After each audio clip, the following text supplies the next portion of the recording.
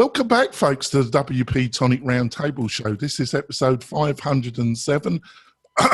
We record this every Friday at around 8:30 Pacific Standard Time. We've got some great stories. Got a great panel. I'm going to let the panel quickly introduce themselves, and we're going to start with Spencer. Spencer, can you quickly introduce yourself to the listeners and viewers? Sure. Spencer Forman from launchflows.com. And I've got my great friend John Locke. John, would you like to introduce yourself? John Locke from Lockdown Design and SEO. And I've got my friend Kim Shivler with us. Kim, would you like to introduce yourself? Absolutely. Kim Shivler from howtobuildanonlinecourse.com and kimshivler.com. And I've got my friend Chris. Chris, would you like to introduce yourself? I'm Chris from LifterLMS. I help course creators create, launch, and scale. And you can find my podcast called LMS Cast. That's great. Before we go into the main stories of the week, and I think I've rustled up some good ones, I just want to quickly talk about some of our sponsors. And firstly, Kinsta.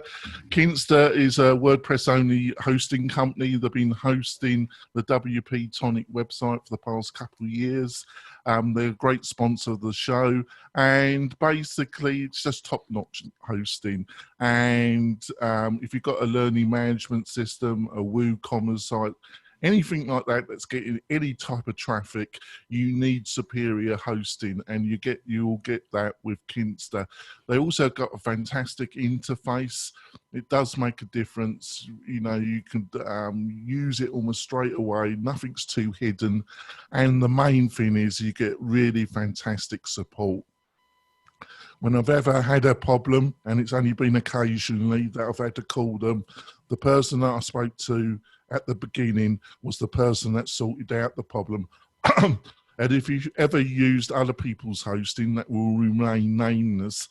That's not normally how things work. If you've got a really difficult problem, and if you're a developer or you've got experience, it's normally the more difficult problems that you're calling support for.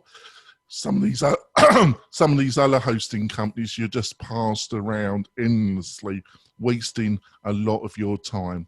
You don't get that with Kinsta. So go over to Kinsta for yourself or for your clients, buy one of their products, and the main thing is to tell them that you heard about them on the WP-Tonic show.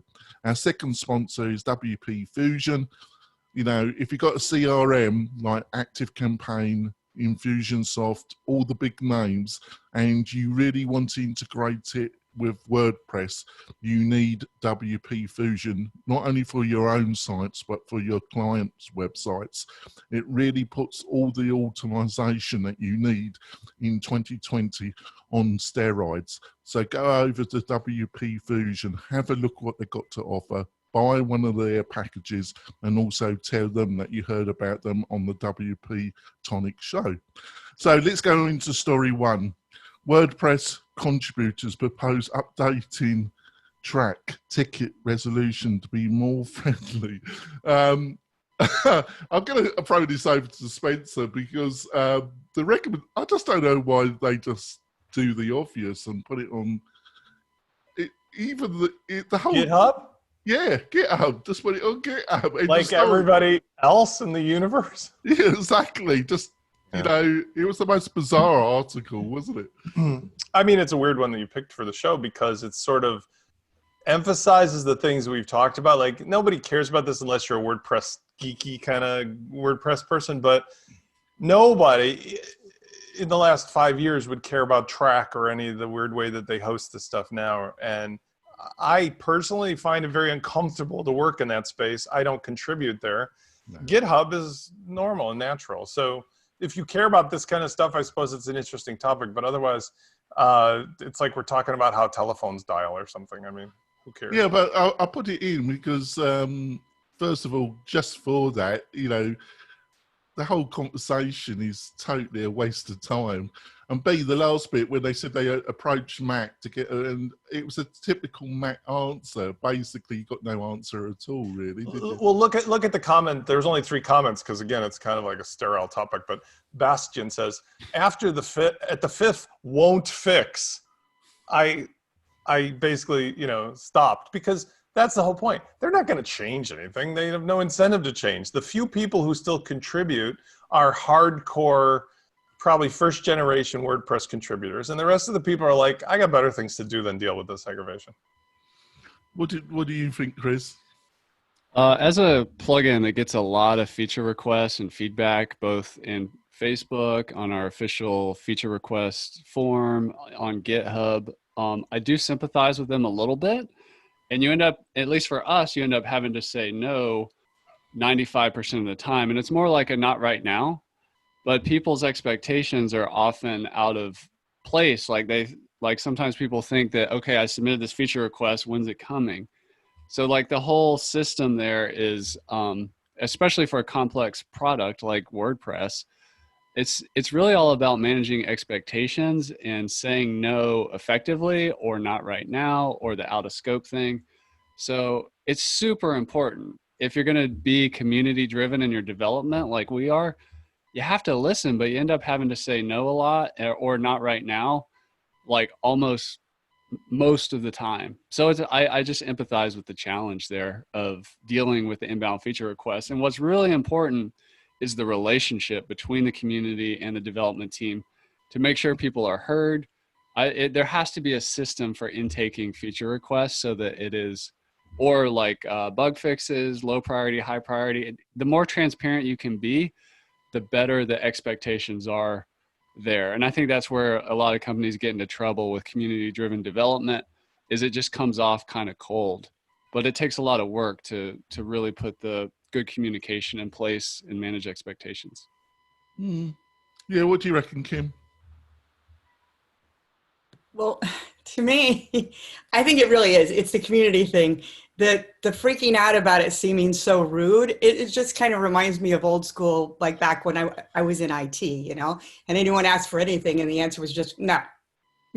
You know, it was just kind of like that. But in a community driven, I'm with you, Chris. It's so, a lot of times it's beyond the scope and people don't understand that.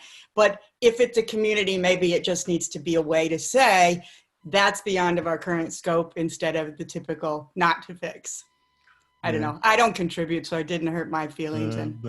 So, John, do you agree with Spencer? Basically, don't fix it because they don't really want anybody contributing to it anyway. So, well, I think at this point it's pretty much automatic. Employees are guiding the ship, and other contributors are really just there to help automatic get to their product destination. One thing I would add to this really is, you know, the messages that they're talking about are invalid, works for me, and won't fix. And I agree that words do matter sometimes because, you know, works for me, it just is kind of dismissive of why they're not going to implement a bug fix. But the alternate, we can't reproduce this, or it's non-reproducible, that is a lot more empathetic, and it doesn't come off as just like, we're not going to fix this because we don't care, if that makes sense. It does. Right, on to the next story. This is a juicy one. Apple approves Hey email app, but the fight's not over. And the basic, it comes from Basecamp. They produced this app. It's really interesting about making email a lot more easier to use effectively, and they put it in the Apple app store, and Apple got really pissy about it and banned it, and then it really exploded. What did you reckon about this one, Chris? All hell broke out, didn't it? There's really three stories colliding here, so it's important to kind of identify all three. One of them is that in marketing, outrage is one of the most viral emotions. So if your messaging is about outrage, that kind of stuff spreads very fast. So I think there's some brilliant marketers behind this in terms of getting the word out about Hey. The second story is marketing through an exclusive, like invite only launch. That has been proven to work in other softwares and other products. So they're doing that. And then the third thing here is really a story about the monopoly of Apple and the having that dominant control, or pretty much all the control over the app library, there's an issue there. And if they want 30% of the revenue that goes through the in-app purchases, they're a company. They can make the deal what they make the deal, but they have a little bit of the monopoly stuff going on, and that needs to be addressed. And if I could recommend a great book I'm reading recently, it's called Makers and Takers, and it's about the financialization of Apple and how they changed from a product innovation-led company to a financial-led company. And that's one of the reasons. There's a whole story behind that and how that happened post Steve Jobs. But that whole thing, if you've been thinking that innovation has been a little slow at Apple, things aren't as quality as they used to be, I would highly recommend that book about Makers and Takers. So what do you reckon, John? What do you reckon? Yeah, David Hansen, he's known for having his opinion of how things should run. And they've been working on this email app for a long time. But I think like part of this marketing is making Apple seem like the bad guy. But I find it very interesting that even though they said that they would rather, not put this out than pay Apple 30% of the share, they still need that platform as a distribution channel. And I think that speaks volumes that even a big brand like Basecamp can't launch a new product unless they're present on this app platform. Just the virality of their own brand is not enough to get the penetration of this new email product that they want. I think it's a gatekeeper problem. Your point is well taken, but that I think the issue, and let me preface this by saying, I love 37 Signals. I love Jason Fried. I love David Hedemeyer Hansen for different reasons, but they're Chicago meat and potatoes common sense folk like me, where I always say, if I was going to start a business in a freemium world as a hot dog stand, I'd go out of business, right? So the idea of like all these Silicon Valley, give it away for free, build your audience, doesn't work in Chicago. So they approach all their problems from the standpoint from day one. I remember when Basecamp was started of, does it make sense? Is it fair? Is this right? And so when you take that sensibility, the core of the issue is Apple has an antitrust violation problem. They control the entire phone market when it comes to if an app works for email or not. And they're charging what is a usury percentage of 30%.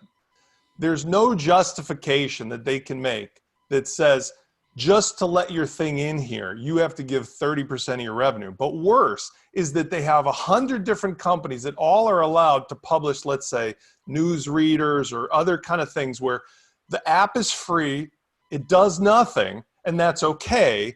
But just because you're a threat to our inbox app, we're not going to let you in there. And if we do let you in, you're going to give us a third of your business, like you're on the effing Shark Tank. That is what I think the heart of the problem is. And I do want to say, although your point is well taken, I think Schiller doesn't make himself or Apple look like the good guys here, because their hypocrisy comes through in the way they justify things and then they follow up on things. Whereas, the old saying, when you got nothing to lose. Well, 37 Signals does not need the revenue from Hey. Like, Basecamp is a frickin' cash machine, tens of millions of dollars of profit. But those two guys are so well known for being the outspoken critics. To pick a fight with them would be potentially a David and Goliath for Apple. That is to say, yeah, 37 Signals is this big against Apple, but man, would they put up a big fight and cause Apple to have a big black eye. And I think that's why this is playing out the way it is. I want to say one last thing too. The product is interesting enough and compelling enough for me to try it. I happen to use Google Apps email, which filters most of my crap, and I just use the standard browser interface. But I do find it compelling that they're doing something very unique. They're sort of saying like, take control over all the BS spammers and then put your other people here and your other people here, but not in a way like other people have forced you into. So I like that at least it's interesting. And for $99 a year, might be worth a try. Yeah, it's interesting. What do you reckon, Kim? I really liked Chris's breakdown of it, the marketing story and the buzz. But other than that, I didn't have any skin in the game in this one, really, guys. All right, then. All right, let's go on to story 3. But it'll be interesting to see how this actually works out. I think Apple got some problems coming their way. Well, especially the European Commission, you know, I think the Commission is going to have a field day with them. I mean, just think about 30%. If somebody said, "Hey, Chris, you know, if you want to use Lifter on WordPress anymore, it's going to be like 30%. You and Thomas got to pay us 30%. So we'll come by every week and get your money." It's like, imagine that happens, right? That's what's happening with the Apple Store. It's just out of control. Yeah, Matt comes to you, Chris. We want our 30%. We want our 30%. Matt would say it very differently. He'd be like, "Chris, we're going to need 30% of your money because it's special and stuff." He'd be very soft-spoken. We need you to show your support for the WordPress equally frightening. We want 30% from you, Chris. You know. Well, this is open source. It's not proprietary like Apple. It's different. Right. All right, on to story 3, and that is actually came from Chris, and it's a guide to hosting your LifterLMS site. One of your better articles, I might say, actually, Chris, so I thought I would throw it in. So what was it about, Chris? Well, first of all, I want to say thank you for the compliment, but actually LifterLMS community member Saurabh Shukla wrote this article for us. But it's a guide to hosting your LifterLMS site.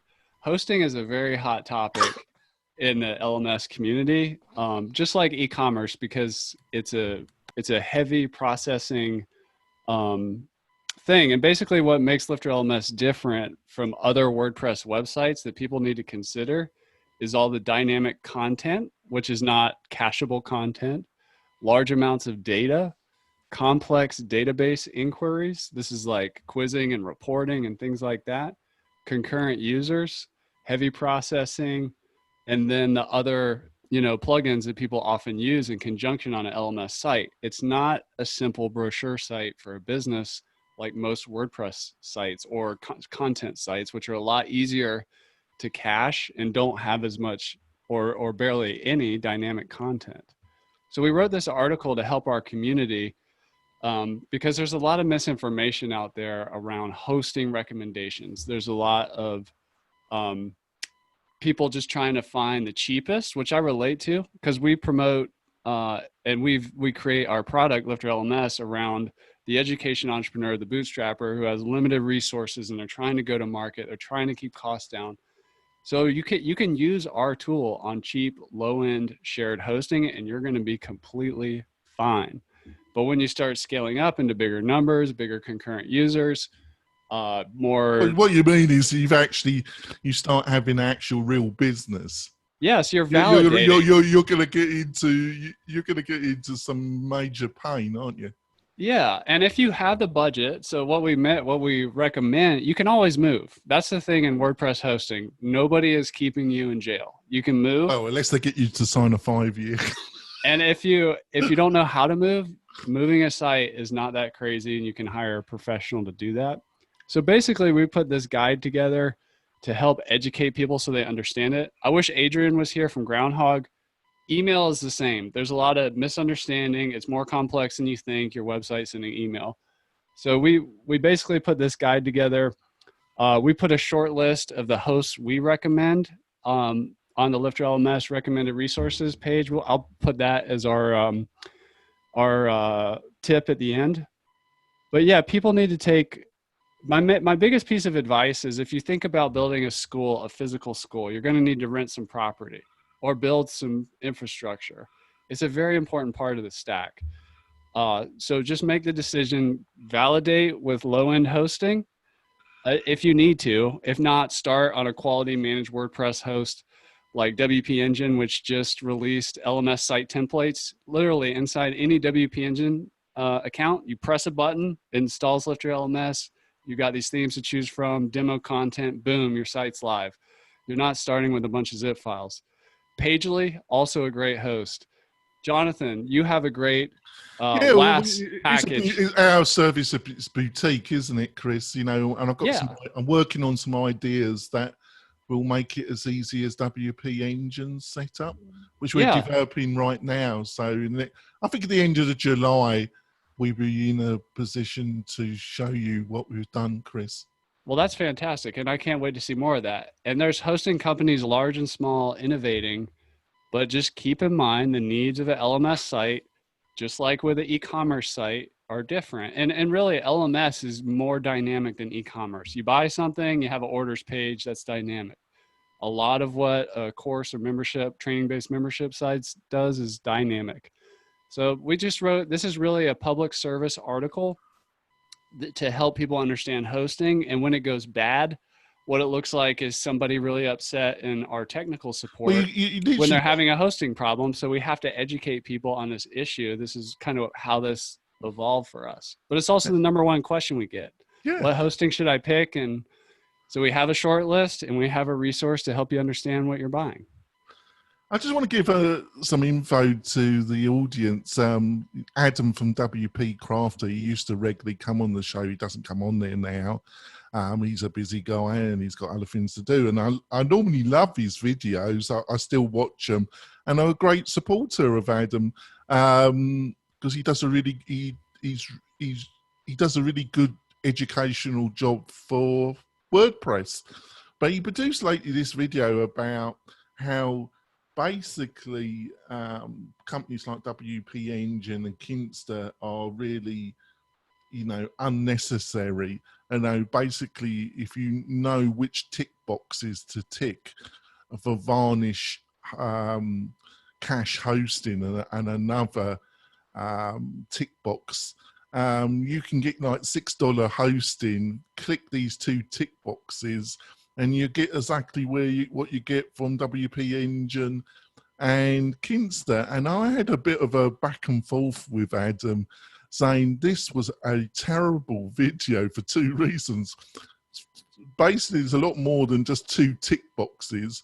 And secondly, when you go with really, really cheap hosting, when you really have a problem and you try and get hold of them, you can't get hold of them and you can't find somebody that can bloody sort out your problem. I gotta say one more thing, which is you have to separate out in your mind expense and like quality, because we tend to think lower cost, lower quality. It's not always true. And what WordPress as a community and the expert industry, the schools, the businesses who are doing this online learning initiatives need is either an affiliate or a non-affiliate to, let's like take all the opinion out, go straight to science and do some actual testing on LMS sites. Because there's just so much opinion out there and affiliate stuff as well, that it's hard for the general public to kind of weave their way through all this and make a good decision. And it's a really important one to make. And I also just want to give one shout out to Gabriel over at Tangible Plugins, also Tangible Services. I saw him take a LMS site that had a ton of concurrent users on there and was starting to have some issues. And he dove in and really helped them solve their issues. I can't remember which stack they moved to, but there are professionals out there who specialize in these types of sites that can help you. And he's coming on the show for an interview, actually. So oh, fantastic! Yeah, he's a great guy, creator of LifterLMS Elements, or LifterLMS it's called. So I'm going to throw it over to Spencer, but I just don't know what I'm going to get with Spencer, because in some ways, Spencer, you publicly said that hosting is just a commodity. You know, it doesn't really matter who you host with. And Well, so I don't know where you're going to go. I'll tell you where I'm going to go, because it's very simple. I think we're all in concert of agreement here. It's just that I'll take a slightly different tack. The article is spot on. We are in a world where you have dynamic sites. We talk here about static sites, and theoretically that's wow, how cool would that be? But the reality is, when you have a membership site, marketing automation, e-commerce site, everybody except the first-time visitor is not going to be cached or varnished. But having had a experience in representing and working with people like Frederick Towns of W3TC back in the day when you had 2,000 school kids jammed onto a school bus of a shared host, you needed these tricks. We don't need these tricks anymore. We have unlimited horsepower for pennies on the dollar. And so what people need to know, which ties into your conversation exactly, is stop being so penny wise and dollar foolish about your purchase decisions, because you can get an overly competent cloud hosting account through, I'm not going to name the name, but the Cloudways or Kinsta, whomever, is that it's over capable without varnish and caching. Once you have that, you have nothing that will screw up your site, because 9 out of the 10 problems that we have and we face with the marketing automation at WP-Fusion or with the WooCommerce launch flow stuff is, oh, I've got this rocket cache thing or that cache thing on, and I don't see why when somebody buys the product, they don't get the tag or don't get access. It's because that cache is taking a Polaroid picture of what was there 2 minutes ago and showing that to the person perpetually, and they get confused about how this works. So here's my simple advice. Spend for any type of membership site marketing automation, if you spend $25 or more on a cloud hosting account from any of the name brands, Digital or Vulture or Google or AWS, whichever, turn off varnish, turn off all cache. Don't use crazy third-party out-of-control page builders, which have 8,000 lines of JavaScript to do what one would. And then focus on doing as little as possible till you get the mechanics running. You will have a perfectly capable site. And here's the last bit, the human psychology. Factually true based on experience. Nobody gives a rat's tushy if your page that's a membership site takes 3 seconds or 6 seconds or 8 seconds. The only time that that has any relevance is when you're on a sales page. If you're on a sales page, you need to have a flat, fixed, static page with a button so somebody gets immediate satisfaction. Everything that's membership content and e-commerce, nobody cares within a window of 5 or 6 seconds. You know what I mean? 3 to 8 seconds, who cares? If it's taking 20 seconds, yeah, people are going to be like, it's broken. And that's it. If you just follow that formula, like you can literally not have any of these issues and then, get on with your day. Yeah, I totally agree with you, because Chris, I've got to tell you, the people we're hosting, we don't put any cache. We just crank up the resources. You have That's to my turn advice it too. off. we don't put any caching on we turn it off. I actually turn everything off, and if they need more RAM and more disk, it's virtual. I just go into my master $10 console, more a month. You go and to I just RAM it up for. Right. Right. And I mean, like, think about it. If you have a business, sorry, Kim, I didn't. If you have a business, you can't afford another $10 a month for the thing that the business runs on. Like, that's like you had a store. Sorry, folks, the lights are off in the store from noon to 2 because I can't afford the electricity to keep the lights on. Well, then maybe you're in the wrong business. Yeah, what do you reckon, Kim? Well, I really wanted to talk about this one. First, I loved the article, Chris. It's something I have run into with 4 clients this year already. So I just wanted to add to that article, one of the things I have people do when they come to me, and I know I beat a dead horse with planning ahead, but planning and testing are a critical part of launching online platforms that are sometimes overlooked. And I actually have my clients put together, how many people are we looking at concurrently? And let's get 30 people, 40 people, 50 people, all hitting that site at the same time, and let's see what happens before it happens with paying customers who are now irritated. Because I'm with you, Spencer, 3 to 8 seconds is one thing, but when the whole site just spins like this for 8 minutes and then kicks you out, that's a whole nother thing for a paying customer.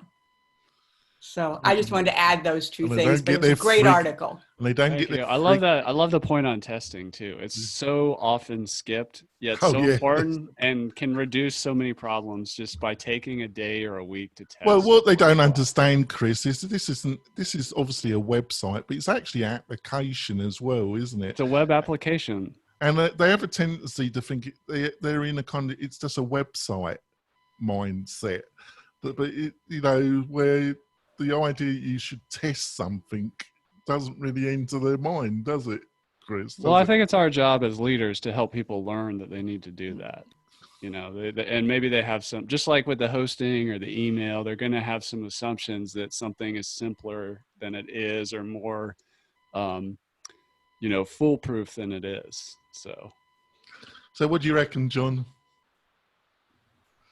Yeah, I read the article. It was a great article. And it makes a really compelling case for why you should just spend the money on hosting. It's such an important part of your website experience, and especially when you're dealing with something like e-commerce or a membership site where it's a full-blown application underneath just a regular website.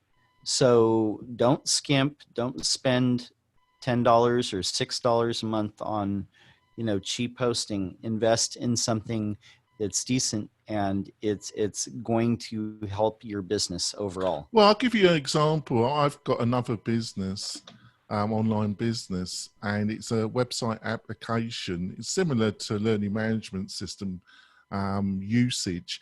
And I did a good deal, but I spend $1,100 a year on a server. And it's a whacking big virtual thing. It's a bit of a monster because I have about 50 to 100 people logging a day into this website. And I just need, and the coding, someday, if I can get some more clients, I'm going to probably have to recode everything because it's a, you know, we gradually built this monster. And but to deal with clients, it's just cheaper it's cheaper just to throw more server resources than to recode everything. You just throw more server resources at it. You know, it's the cheaper. But I'm up to $1,100 a year, and at some stage we're just going to have to recode everything and get it optimized. You know. But that's the reality. It's a total different world, isn't it, Chris? When you start getting like 100, 200 members, 300 members. Yeah. And if I could just throw another data point out there, we interviewed Sean Hesketh, the creator of WP-101, WordPress 101, one of the largest, if not the largest, WordPress education sites on the internet. He uses LifterLMS to power his site. And he shares his numbers publicly, so I feel comfortable sharing them here. 2 or 3 years ago, he was at, I believe, 30,000 members. You know, who knows today, 40,000, 50,000, whatever. He's on Liquid Web, and he's doing great there. But you got to have, like, it's such an important partnership with your web host, and you can always move. So, but if you're going to go big, I mean, this is going to be part of your expenses. Not everything's free online, and quality really does matter. Yep. Well, we're going to go for our break, and we'll be back. We've got some other fantastic stories. We'll be back in a few moments. Coming back, we had a good discussion on one of our favourite subjects, hosting. On to story 4. Katie Hopkins is permanently banned from Twitter. Now, my American listeners and viewers, you probably don't know who Katie Hopkins is, so I'm going to give you a quick outline. And obviously I'm biased. Katie Hopkins is a right-wing commentator and journalist that has written for a number of very popular newspapers in the UK, right-wing newspapers, The Sun and the Mail Online. And she's also been a radio host on London Broadcasting Radio. She's extremely controversial in the UK. Her last, one of her most sensational things she said was on the Mail Online, where she said that people, asylum seekers, men, women and children, were cockroaches. She's an extremely unpleasant individual, but she had over 1.5 million Twitter, I think 1.25 million Twitter followers, and she posted something on there and she was banned. And I personally don't agree with Twitter. I don't, there are clear laws in Britain and America about when you use language that can get you into trouble. And I think, Spencer, you've pointed this out. There are clear boundaries in America to what you can say. And then if you go over that, you can get into some real trouble. I don't think it's up to companies like YouTube and Twitter and Facebook to ban people. Can I jump in? Yeah, sure. Of course you can. Okay, I'm going to disagree with you like wholeheartedly here. Great. Yeah, maybe that's why I'm here. But a little known fact is in France and Germany, and if you're on Twitter, all Nazi iconography, all Nazi speech is completely banned. And the reason why that is because in those countries, doing the Hail Hitler, displaying a swastika, all those things are completely banned because they learned from their past mistakes. And they don't want to let fascist leader or any type of hate speech flourish. And I don't know if you know about the thing, the tolerance of intolerance. If you tolerate speech like this, it flourishes and grows, and then you get atrocities. And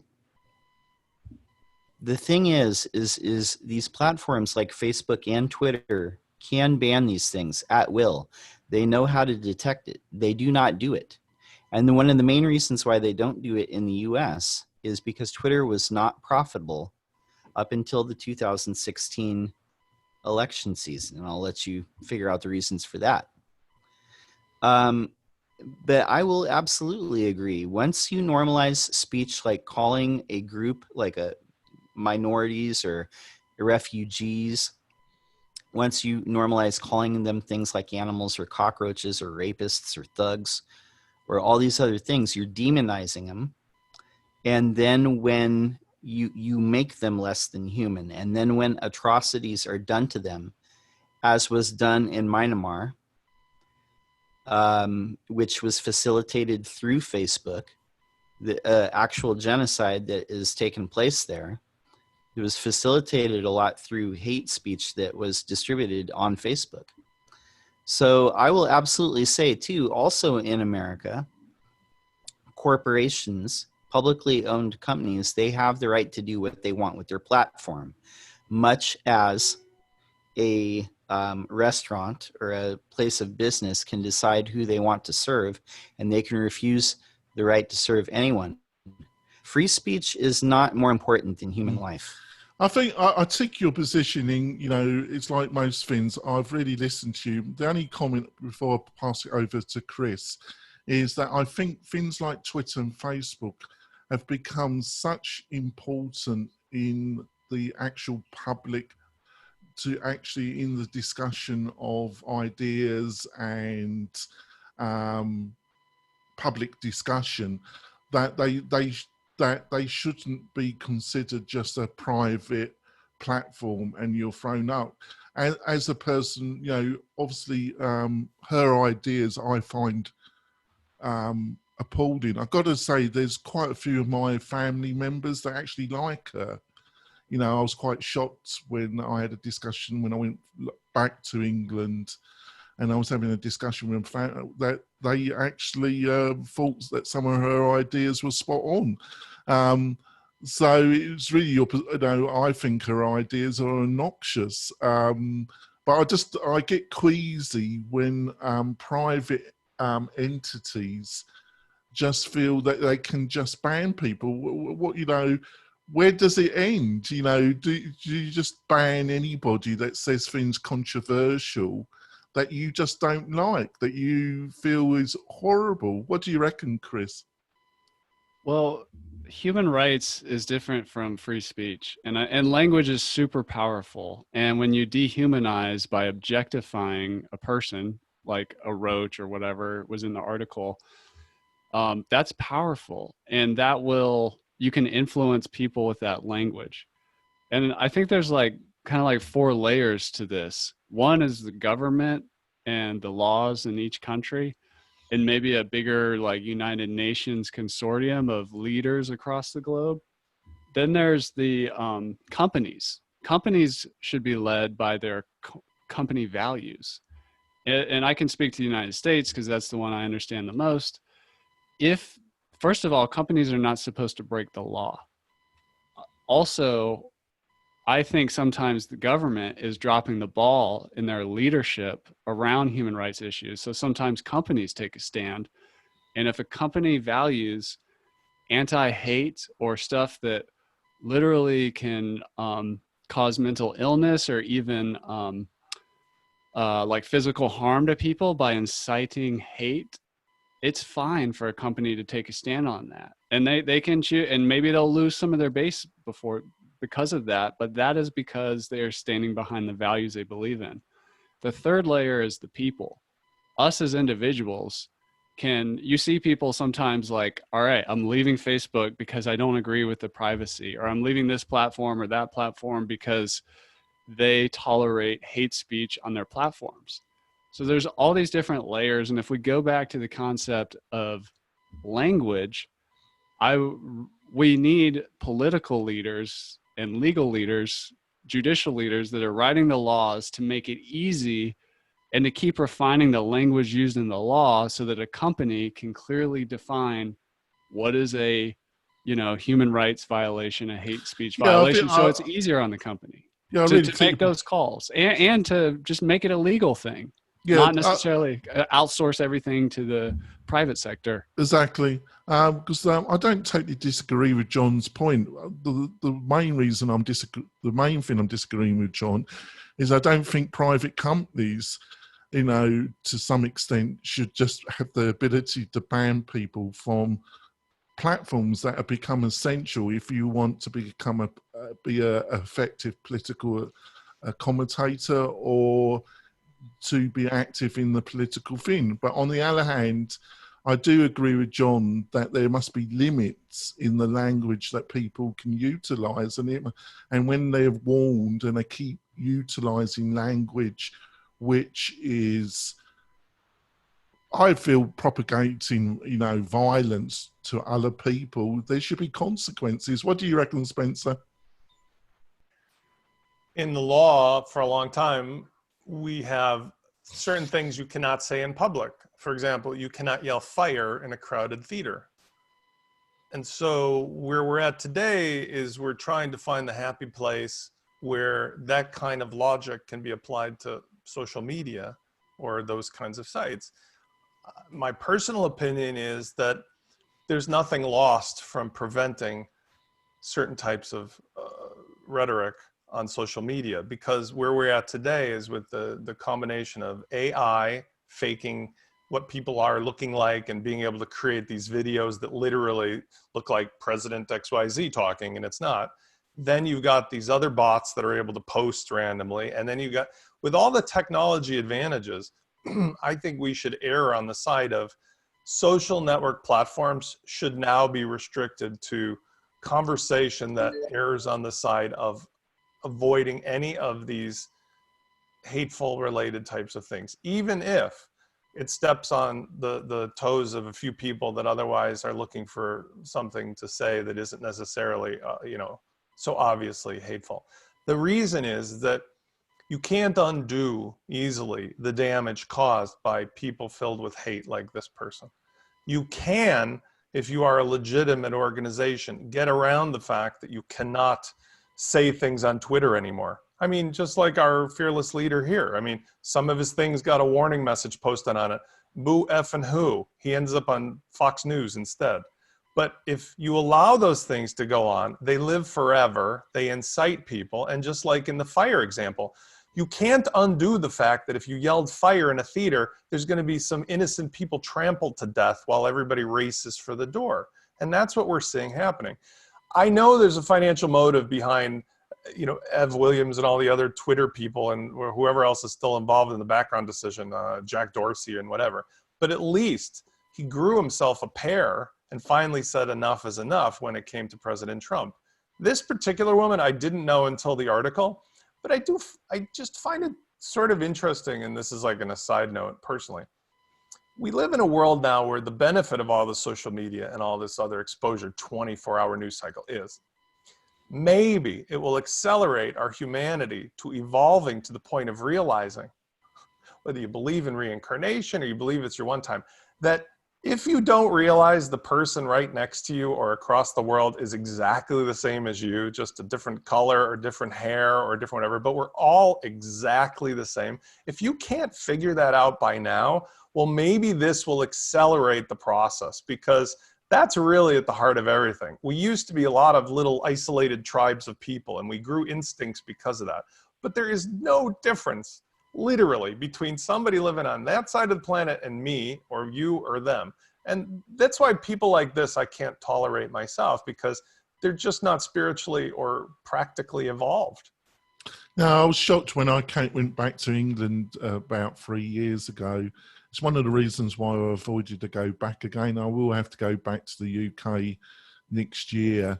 There was a lot of people that had moved to England from other parts of Europe, and there was a lot of tension. There was a lot of people that were friends, family members, and they were blatantly coming out of remarks, we want to kick these people out, we want to send them back to Poland, they're taking up our hospital places, we can't hear English being spoken anymore, all we hear is Polish or some other Eastern European language being spoken, it's no longer our country.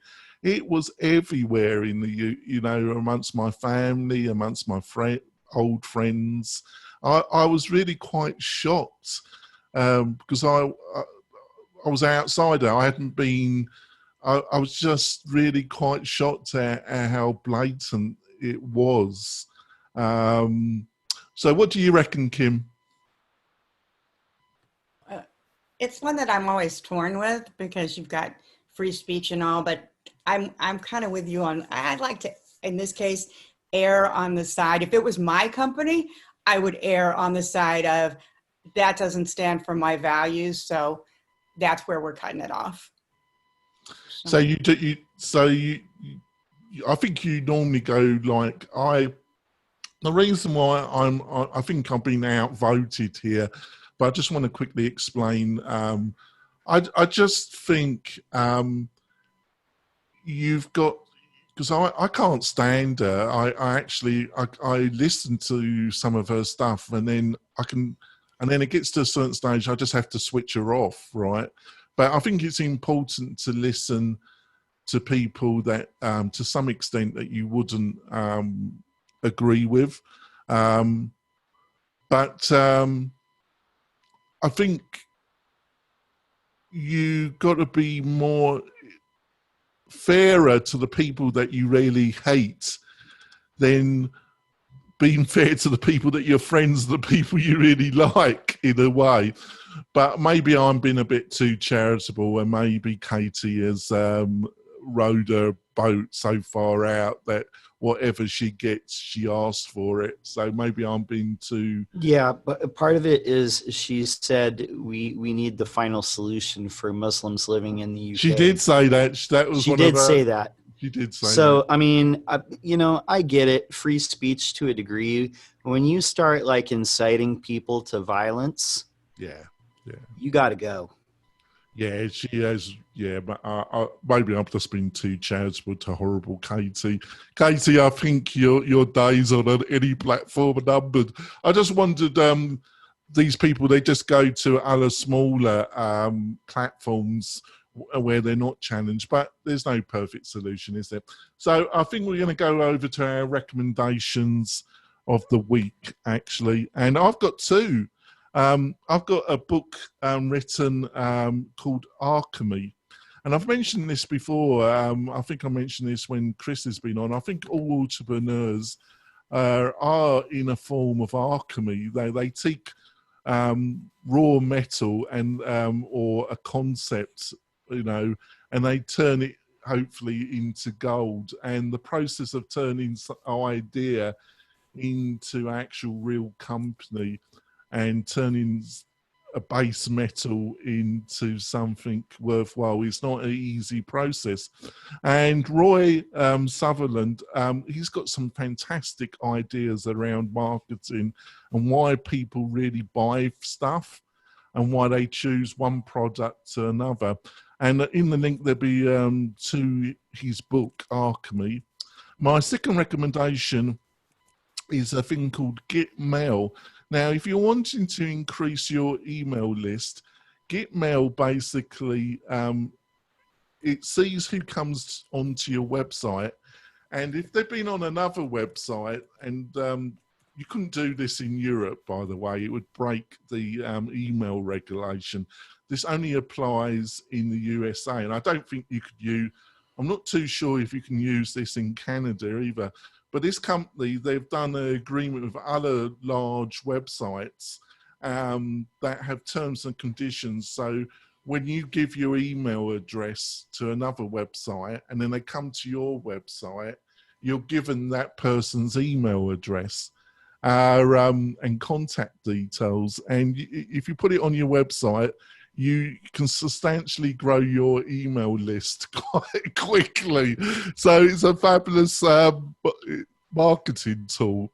So, Chris, you got any recommendations? Yes, usually I mention somebody else's deal, but since it was in the topic today, we have a short list of recommended web hosting options for WordPress learning management sites. So it's at lifterlms.com/recommended-resources. And we narrowed it down to about 6. So let me save you a bunch of time and just show us what we've learned with almost 6 years of supporting users using LifterLMS on the hosting options that perform the best. Yeah. Right, Kim, have you got something you want to recommend? I just wanted to do a quick WPFunsion shout out. I had to do a integration with a learning management system, and then we needed them to be able to pass a course and get access to WooCommerce. We did not need a full membership plugin and configuration. It was a quick solution. We tied it in, got them into the CRM, got them tagged, and it's just, I know I'm a bit of a fangirl for WPFunsion, but it makes everything so much easier when you need basic access and you need that CRM integration. Don't you want to also plug your own thing? Oh, yes. Okay. I'm a shameless plug. My How to Build an Online Course ebook and next live session got picked up by an info stack, and it is live right now through June 30th. I'll put the link in. For $49, you can get my $149 class and a whole bunch of other stuff from a whole bunch of other instructors. So if you know someone who wants to build an online course, I'm focusing on the content creation, the planning, and then of course, if they need someone to build it for them, I think we've got a guy here who can do it. And so I will put that link in there. That stack is only available through Tuesday, though. Thanks, Jonathan, for letting me do that. Yeah, I'll make sure the link's in. John, have you got anything you want to plug on that come on your radar? Yeah. This is from my friend Badgett Willard. She has a list of Twitter management tools. So if you are trying to grow your presence on Twitter, these are a bunch of tools that you can use to facilitate that. And Spencer, you got anything you want to plug and put on the radar of the listeners and viewers? I do, yeah. I put in a link. This is an old trick that was published in Business Insider from World War II about how they got military pilots to learn to fall asleep in 2 minutes or less. So if you're... I've learned that technique. I know that technique. If you're ever... Just listen to my podcast. That'll make you go to sleep. Took the words out of my mouth. I was going to say, please check out the WP-Tonic resource library. It's a free tool that will make you go to sleep almost straight away. There's that com app either has Stephen Fry talking about lavenders in France, or you can listen to Jonathan going, "Hello, welcome back, folks."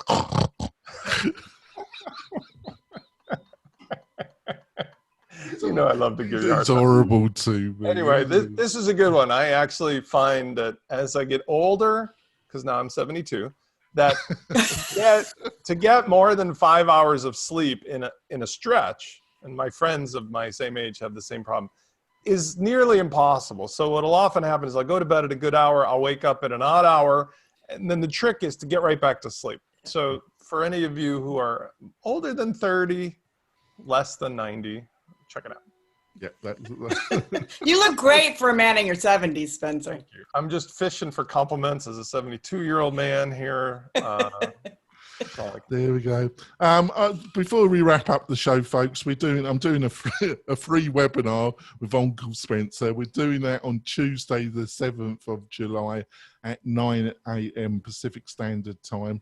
You can go to the WP-Tonic website and you can register. It's got on the top navigation free webinar. We're going to be talking about his great product, and also we're going to be talking about a lot WP-Fusion and how you can use that to really boost up your automated marketing.